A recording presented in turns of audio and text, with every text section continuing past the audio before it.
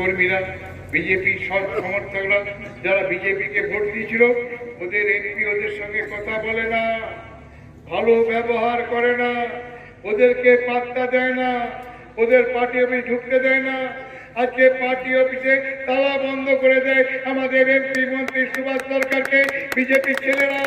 Bankura MLA তার বিরুদ্ধে বিষোদ্গার করে।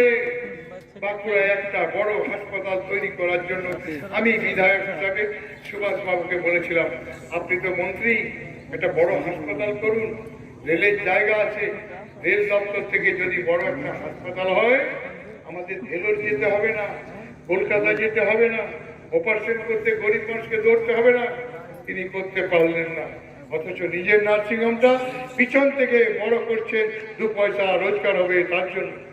আমি ভেবেছিলাম যে উনি শিক্ষামন্ত্রী, আমাদের জেলায় এই সরকার থাকলে বাংলার ক্ষতি হয়ে যাবে, এই সরকার থাকলে দেশটা বিক্রি হয়ে যাবে, এই সরকার থাকলে আপনার মান সম্মান যাবে, আপনাকে বলবে তুমি দুর্গা পুজো করতে পারবে না, কালী পুজো করতে পারবে না, মনসা পুজো করতে পারবে না, জাহের স্থান যেতে পারবে না, আমরা যা বলবো তোমাদের তাই করতে হবে।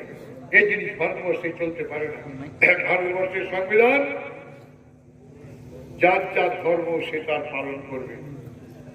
এই সরকারকে বিচারিত করতে গেলে তৃণমূল কংগ্রেস কর্মীদেরকে বলবো, লড়াইটা চোর লড়াই বন্ধু, ছোট লড়াই নয়। হারাতে গেলে বজ্র কণ্ঠে আপনাকে লড়তে হবে, মারামারি দাঙ্গা করে নয়। সিআরপিএফ আসবে, মিলিটারি আসবে, 15 দিন পর চলে যাবে। আপনার লড়াইটা যোদ্ধার মতো হবে, ভারতবর্ষকে বিদেশি শৃঙ্খল থেকে মুক্তি দেওয়ার জন্য। মহাত্মা গান্ধীর নেতৃত্বে যেদিন আন্দোলন হয়েছিল, অসহযোগ আন্দোলন, সেদিন কিন্তু ব্রিটিশ পালিয়ে যায়নি। ব্রিটিশ পালিয়ে গেল কখন? যখন নেতাজি সুভাষ চন্দ্র বোস বাংলার মানুষকে বলল, এই দেশের মানুষকে বলল, তোমরা আমাকে রক্ত দাও, আমি তোমাদের স্বাধীনতা দেবো। If you give me blood, I shall give you freedom. সেদিন ভারতবর্ষের মানুষ রক্তদান করেছিল। সেদিন নেতাজি সুভাষ চন্দ্র ভদ্র কণ্ঠে বলেছিল, কর্মীদেরকে উদ্দেশ্যে যুবকদেরকে বলেছিল, কদম বাড়া, একমাত্র রূপ দাঁড়া, দর কিপান কিষান খাড়া, কদম বাড়া।